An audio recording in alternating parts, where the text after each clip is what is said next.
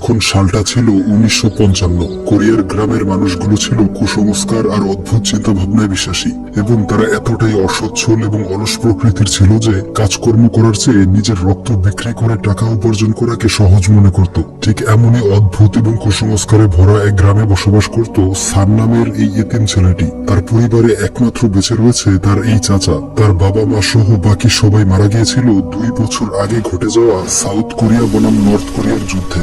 তাদের গ্রামটা খুবই অনুন্নত এবং যুদ্ধে ক্ষতিগ্রস্ত হওয়াতে পর্যাপ্ত পরিমাণ কর্মসংস্থান ছিল না। তাই সান ফ্যাক্টরিতে কিংবা তার চাচার সাথে তরমুজ খেতে যখন যেই কাজ পায় সেটাই করে। পেট ভরে দুবেলা খাওয়াটা ছিল তার কাছে বিলাসিতা।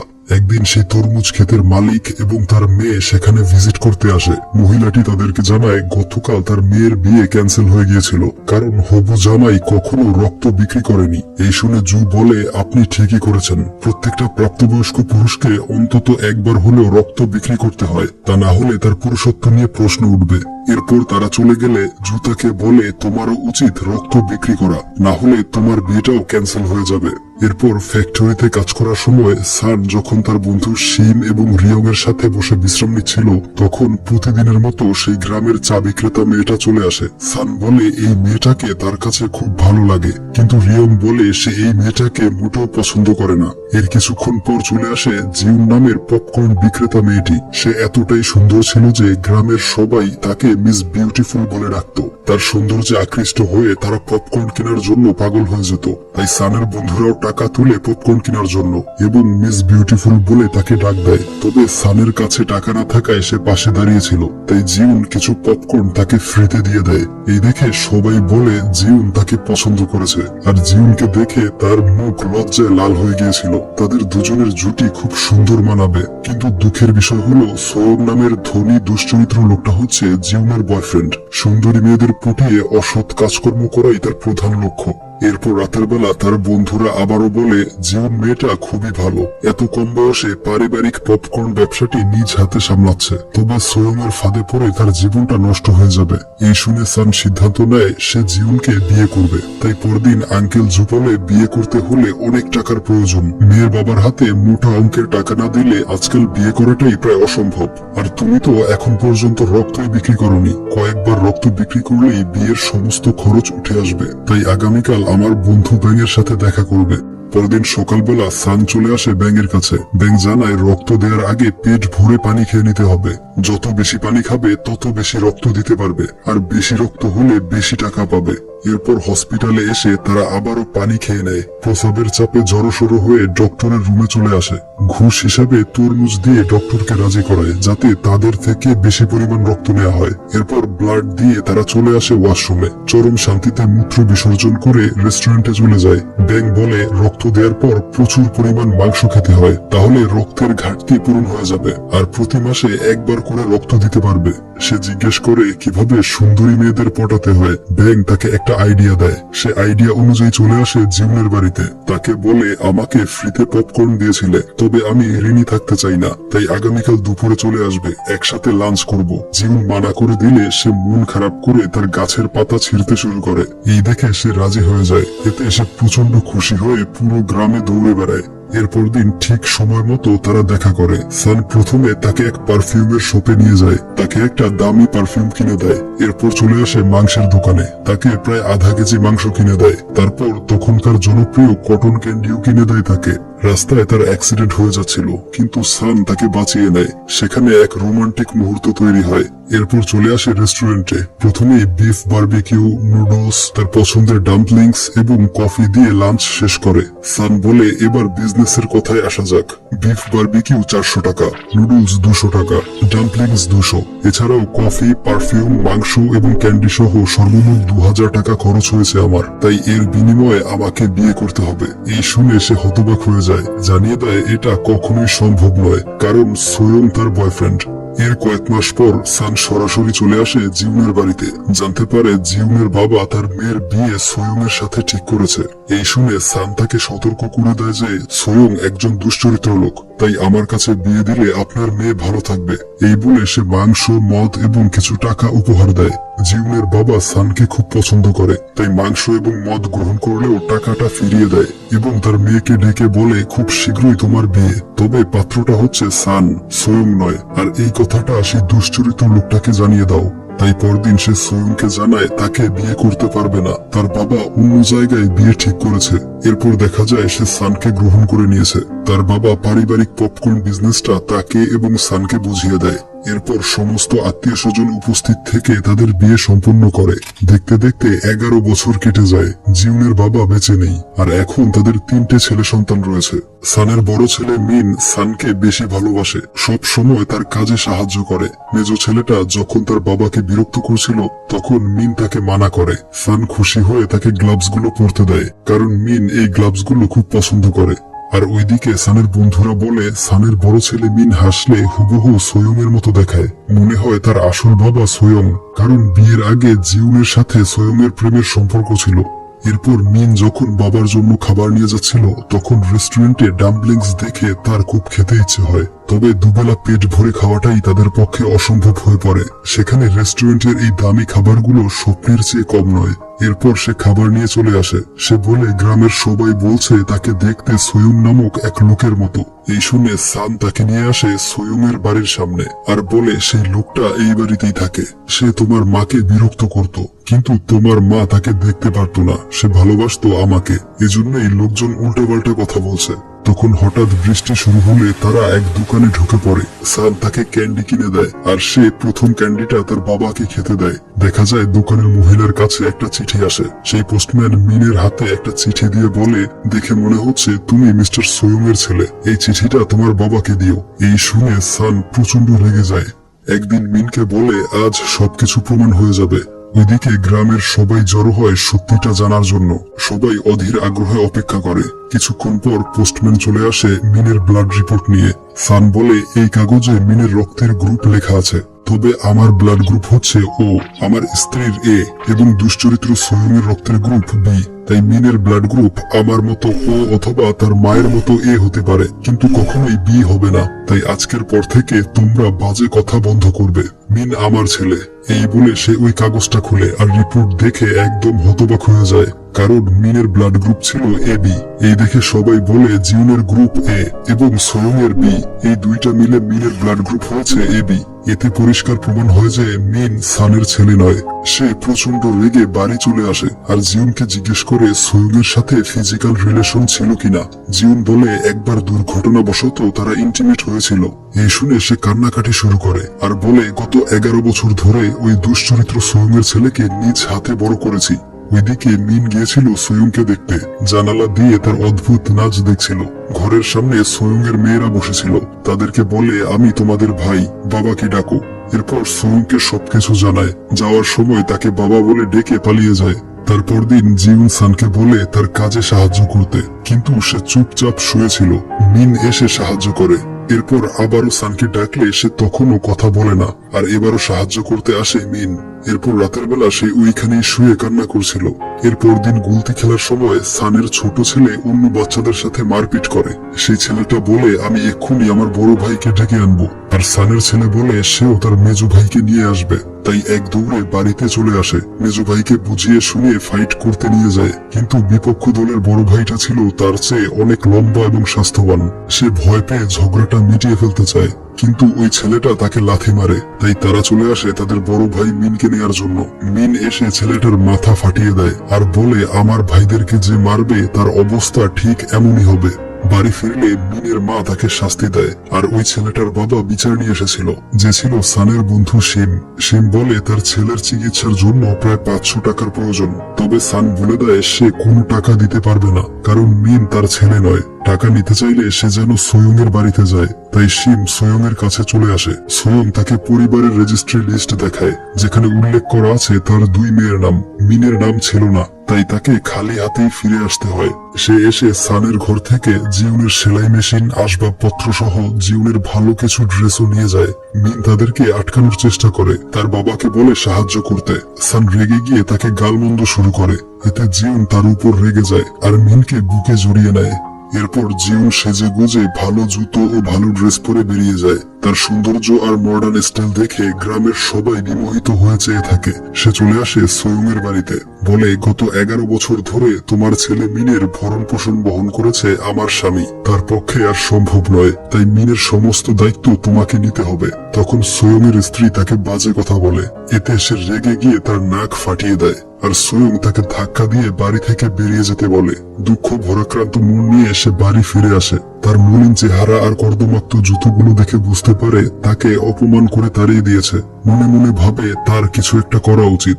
সে তার মেজো আর ছোট ছেলেকে শিখিয়ে দেয় বড় হয়ে সোয়ং-এর মেয়েদেরকে প্রেমের জালে ফাঁসাবে, কিন্তু বিয়ে করবে না, তবেই সেই দুশ্চরিত্র লোকটার উচিত শিক্ষা হবে।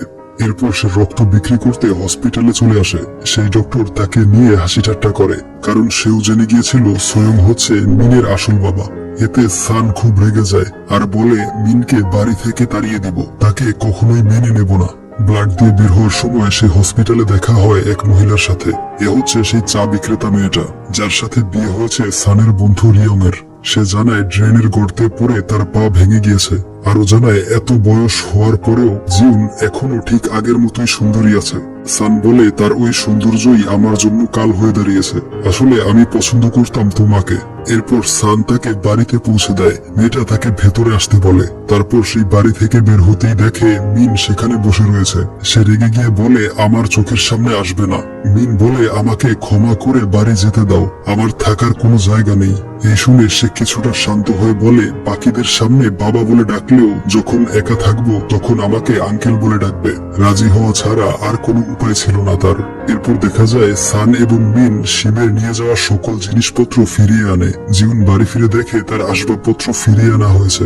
সান বলে নগদ টাকা দিয়ে সবকিছু নিয়ে এসেছি, কারণ নতুন জুতো না পরলে তোমাকে ভালো দেখায় না। তখনই তার বন্ধু রিয়ং এসে চিৎকার চেঁচামেচি শুরু করে আর বলে কিছুক্ষণ আগে সান আমার স্ত্রীকে বাড়ি পর্যন্ত এগিয়ে দিয়েছে এবং ঘরে ঢুকে খারাপ কাজ করেছে। আমার সন্দেহ শুরু হয় যখন বাড়ি ফিরে এই খাবারগুলো দেখি। এগুলো হসপিটাল থেকে দেয়া হয় রক্ত বিক্রি করলে, আর খোঁজ নিয়ে জানতে পেরেছি সান আজ রক্ত দিয়েছিল।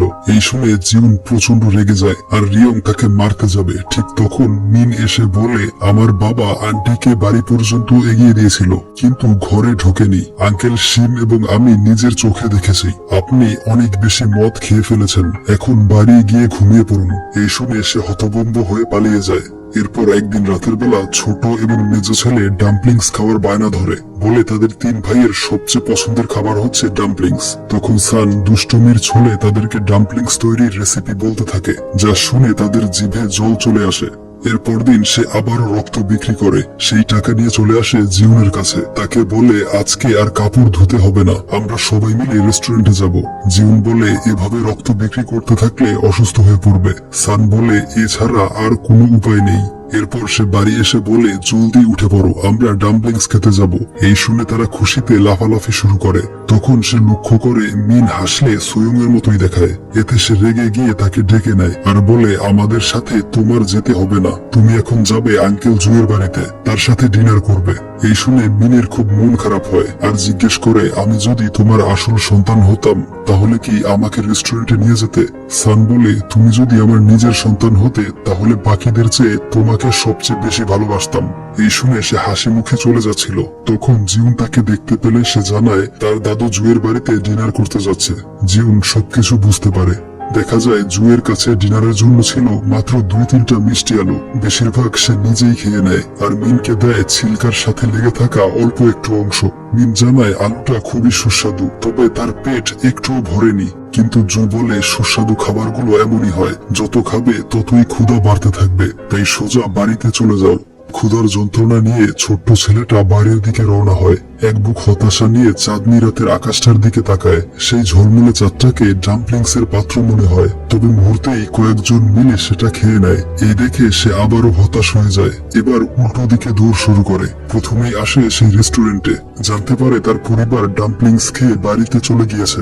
এরপর চলে আসে সোয়ং-এর বাড়িতে। চিৎকার করে বাবা বলে ডাকে আর বলে আমাকে ডাম্পলিংস কিনে দাও, তাহলে আর কখনোই তোমাকে বাবা বলে ডাকবো না। এর উত্তরে সে জানায় এখনই চলে না গেলে তার কুকুরটা ছেড়ে দেবে তাকে কামড়ানোর জন্য। এই শুনে তার প্রচন্ড মন খারাপ হয়। ওইদিকে সান তার বাচ্চাদের নিয়ে বাড়িতে ফিরে আসে। জিউন বলে মিনের প্রতি এতটা নির্দয় না হলেও পারতে, ছেলেটা হয়তো না খেয়ে রাস্তায় ঘুরে বেড়াচ্ছে। এই বলে সে তাকে খুঁজতে বেরোয়। সানও বেরিয়ে পড়ে মিনকে খোঁজার জন্য। সে মন খারাপ করে বাড়ির দিকে ফিরছিল।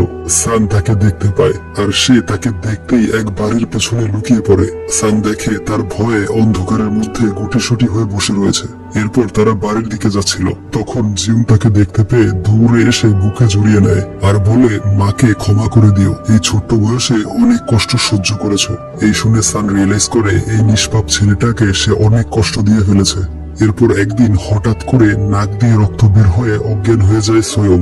ডক্টর বলে মস্তিষ্কের জটিলতার কারণে এমনটা হয়েছে, এর চিকিৎসা তার জানা নেই। এখন ঈশ্বরের কাছে প্রার্থনা করাই একমাত্র উপায়। এই খবর শুনে সান ব্যাপক খুশি হয়। সে বলে, ওই দুশ্চরিত্র লোকটা মরে গেলে আরো বেশি খুশি হব। ওইদিকে সোয়ং এর স্ত্রী তার স্বামীর জন্য প্রার্থনার ব্যবস্থা করে। সেই ধর্মগুরু জানিয়ে দেয়, অসুস্থ ব্যক্তির পুত্র সন্তান ব্যতীত অন্য কেউ প্রার্থনা করতে পারবে না। তাই এখন মিনকে নিয়ে আসা ছাড়া আর কোনো উপায় নেই। তাই পরদিন সে সানের বাড়িতে চলে আসে, তাদেরকে সবকিছু বুঝিয়ে বলে। আর বলে, আজ থেকে মিন তাদের সাথেই থাকবে, তাকে ভালো খাবার দাবার এবং ভালো স্কুলে ভর্তি করা হবে। তার এই অফারে সান কিছুতেই রাজি ছিল না। তবে জিউন বলে, আমরা ঠিকভাবে 3 বেলা খেতে পারি না, আর ওরা তাকে স্কুলেও ভর্তি করাবে, তাই আমি আমার ছেলেকে সেই বাড়িতে দিয়ে আসব। এরপর জিউন বাহিরে বসে কান্না করছিল, আর সান দূরে দাঁড়িয়ে 3 ভাইকে হাসি খুশি দেখে প্রচন্ড ভেঙে পড়ে। আর মনে মনে বলে, কোন এক দার্শনিক বলেছিল, টাকা দিয়ে সুখ কেনা যায় না। কথাটা শুধুমাত্র টাকাওয়ালাদের জন্যই প্রযোজ্য, আমাদের মতো গরিবদের জন্য নয়। এরপর দিন সে মিনকে বলে, তোমাদের 3 ভাইয়ের মধ্যে তুমি ছিলে আমার সবচেয়ে বেশি পছন্দের। তবে যখন তোমার ব্লাড গ্রুপ সোয়ং এর সাথে মিলে গেল, তারপর থেকে অনেক খারাপ ব্যবহার করেছি, তার জন্য আমাকে ক্ষমা করে দিও।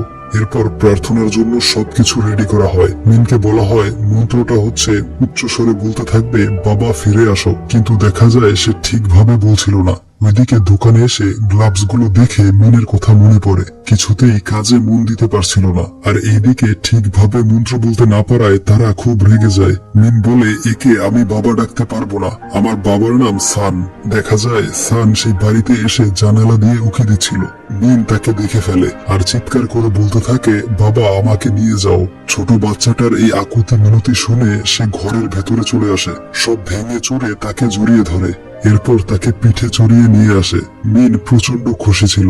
বাড়ি ফিরতেই তারা 3 ভাই আবারও এক হয়ে যায়। সানের মনে হয় তার জীবনের সঠিক সিদ্ধান্তগুলোর মধ্যে এটা ছিল অন্যতম। এরপর থেকে মিনের জীবনে আবারও আনন্দ ফিরে আসে। একদিন হঠাৎ করে সে জ্ঞান হারিয়ে ফেলে। তার বাবা মা তাকে হসপিটালে নিয়ে যায়। ডক্টর জানায়, মিন তার বাবা সোয়ং এর মতো মস্তিষ্কের এক বিরল রোগে আক্রান্ত হয়েছে। তবে মিন সুস্থ হতে পারে, তাকে শহরের হসপিটালে চিকিৎসা করাতে হবে। সেখানে প্রায় 30,000 টাকা খরচ হবে। এই শুনে তারা ছুটে আসে বাস স্ট্যান্ডে। সান বলে, তুমি জলদি হসপিটালে চলে যাও, টাকা পয়সার ব্যবস্থা করে আগামীকাল চলে আসবো। ছেলের চিকিৎসার টাকা ব্যবস্থা করতে পুরো গ্রামে ছুটে বেড়ায় সে। প্রথমে যায় তার আঙ্কেল জুয়ের কাছে। সে তার জমানো 250 টাকা দিয়ে দেয়, কিন্তু এখনো অনেক টাকার প্রয়োজন। এরপর তার বন্ধু শিন এবং রিয়ং এর কাছে আসলে তাকে খালি হাতেই ফিরতে হয়। তারপর সে যায় সোয়ং এর বাড়িতে। তার স্ত্রী তাকে অপমান করে তাড়িয়ে দেয়, তাই নিরুপায় হয়ে রক্ত বিক্রি করার জন্য চলে আসে। ডক্টর জানায়, আমার পক্ষে আবারও রক্ত নেওয়া সম্ভব নয়, কারণ তুমি কয়েকদিন আগেই রক্ত দিয়েছিলে। এই শুনে সে তার পায়ে পড়ে। তাই ডক্টর তাকে একটা পরামর্শ দেয়, বলে, তুমি অন্য হসপিটালে বিক্রি করতে পারবে, কারণ তারা জানে না যে শেষবার তুমি কবে রক্ত দিয়েছিলে। তাই পরদিন সে ছোট 2 ছেলেকে বাড়িতে রেখে শহরের হসপিটালের উদ্দেশ্যে রওনা হয়। প্রথমেই দেখে হসপিটালের বাহিরে কোনো এক আন্দোলন চলছে। এরপর ভেতরে গিয়ে জানতে পারে তার স্ত্রী এবং ছেলে এই হসপিটালে নেই, কারণ আন্দোলনের কারণে ডক্টর আসেনি। তাই গত রাতেই তারা অন্য শহরের হসপিটালে চলে গিয়েছিল। সেই হসপিটালে ফোন করে জিউনকে খুঁজে পায়। তাকে বলে, ডক্টরকে রিকোয়েস্ট করো যাতে মিনের চিকিৎসা চালিয়ে যায়, আমি 3 দিনের মধ্যে টাকা জোগাড় করে আনবো। এরপর সে ওই হসপিটালে রক্ত বিক্রি করে, সেখান থেকে পায় 3000 টাকা। এরপর আরো কয়েকটা হসপিটালে বিক্রি করে। হাসপাতাল থেকে দেওয়া খাবারগুলো ঠিকভাবে খায় না, কারণ গাড়ি ভাড়ার পরিবর্তে সে খাবারগুলো ড্রাইভারকে দেয়। হঠাৎ বৃষ্টি শুরু হয়ে যাওয়ায় রাস্তা থেকে একটা ছাতা কুড়িয়ে নেয়। থাকার মতো কোনো জায়গা ছিল না, আর হোটেল ভাড়া করে টাকা খরচ করতে চায় না। সেই প্রবল বৃষ্টির মধ্যে ভাঙা ছাতিটাই ছিল শেষ ভরসা। আর কিছুক্ষণ পরপর টাকাগুলো গুনে দেখে গত 2 দিনে 4 বার রক্ত দিয়েছে। সর্বমোট 12,250 টাকা ম্যানেজ হয়েছে। এরপর সে আরেক হসপিটালে রক্ত দিতে যায়। সেখানে কয়েকজনের মুখ একদম ফ্যাকাশে হয়েছিল, অর্থাৎ তারাও সানের মতো অতিরিক্ত পরিমাণে রক্ত বিক্রি করছে। নার্স তাদেরকে দেখতেই বের করে দেয়, আর এই দেখে সে পালিয়ে বাহিরে চলে আসে। চেহারার ফ্যাকাশে ভাব দূর করতে নিচের দিকে ঝুলে থাকে। এরপর বৃষ্টির পানিতে মুখ ধুয়ে রক্ত দিতে চলে যায়। এখানেও 3,000 টাকা পেয়ে 15,250 টাকা হয়, অর্থাৎ এখনো পর্যন্ত শুধু অর্ধেক টাকায় জোগাড় হয়েছে। ওইদিকে সানের অপেক্ষায় পথ চেয়ে বসেছিল জীবন। ডক্টর জানায় আজকেই সব টাকা জমা দিতে হবে, তা না হলে মিনের চিকিৎসা বন্ধ থাকবে। অপরদিকে সান আবারও রওনা হয় অন্য এক হসপিটালে রক্ত বিক্রি করতে। রক্ত দেওয়ার সময় সে অজ্ঞান হয়ে যায়। জ্ঞান ফিরলে ডক্টর জানায় তার ব্লাড প্রেশার একদম কমে গিয়েছিল, আর একটু হলে সে মারা যেত। তাই তারা বাধ্য হয়ে তার শরীরে 1 ব্যাগ রক্ত প্রবেশ করিয়েছে, অর্থাৎ উপার্জন করতে এসে উল্টো 3,000 টাকা লস হয়ে গেল। সে বলে ওই রক্তটুকু বের করে নিন, তবুও এত টাকা আমি দিতে পারবো না। এক পর্যায়ে ডক্টরকে মারধর শুরু করে। ডক্টর তাকে ধাক্কা দিয়ে ফেলে দেয়। তার পকেট থেকে টাকাগুলো নিচে পড়ে যায়। লোভ সামলাতে না পেরে রক্ত বিক্রি করতে আসা লোকজন ঝাঁপিয়ে পড়ে। সে বুঝতে পারে আর একবার রক্ত বিক্রি করলে হয়তোবা মারা যাবে, আর কোনো উপায় ছিল না তার। তাই চলে আসে সেই শহরে যেখানে ভর্তি আছে তার ছেলে মিন। রক্ত স্বল্পতার কারণে সবকিছু অন্ধকার হয়ে আসছিল, তবুও বহু কষ্টে সেই হসপিটালের সামনে চলে আসে। ভেতরে এসে চিৎকার চেঁচামেচি করে তার ছেলেকে ডাকে। শারীরিক দুর্বলতা আর মাথা ঘোরানোর কারণে ডক্টরকে কিছুই বুঝিয়ে বলতে পারে না। বলে গত 5 দিন আগে আমার স্ত্রী এবং সন্তান এই হসপিটালে এসেছিল, তবে তার কথা কেউ শোনে না। পাগল ভেবে তাকে বের করে দেয়া হয়।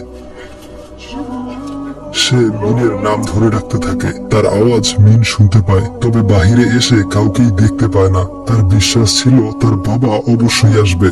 এই ভেবে জানালা দিয়ে বাহিরে তাকায়, দেখে তার বাবাকে ধাক্কা দিয়ে বের করে দিয়েছে। অসহায়ের মতো বিল্ডিং এর এক গলিতে বসে কান্না করছিল। এই দেখে হাতের সুই খুলে হসপিটাল থেকে বেরিয়ে আসে। তখন আবারও তার মাথায় প্রচন্ড ব্যথা শুরু হয়। সে কোনোভাবে দাঁড়িয়ে সমস্ত শক্তি দিয়ে তার বাবাকে ডাকে, আর সান তাকে দেখতেই উঠে চলে আসে। তার ছেলে রেলিং টপকে রাস্তায় নামছিল, কিন্তু সে তাকে মানা করে। রেলিং টপকে সে মহাসড়কে নেমে পড়ে। আশেপাশের গাড়ির দিকে তার কোনো খেয়াল ছিল না। মিনকে সুস্থ দেখে সবকিছু ভুলে গিয়েছিল। তার কাছে এসে পরম আদরে তাকে জড়িয়ে ধরে। মিন জানায় চিকিৎসা ভালোভাবেই হয়েছে, সে এখন সুস্থ আছে। তবে তার মায়ের কথা বলে অঝরে কান্না শুরু করে। এরপর তারা হসপিটালে চলে আসে জিউনকে দেখতে। দেখে সে খুব অসুস্থ অবস্থায় শুয়ে আছে। তার পাশে রাখা ছিল ডক্টরের রিপোর্ট। রিপোর্টে লেখা আছে, আমি সজ্ঞানে 30,000 টাকার বিনিময়ে আমার একটা কিডনি বিক্রি করে দিলাম।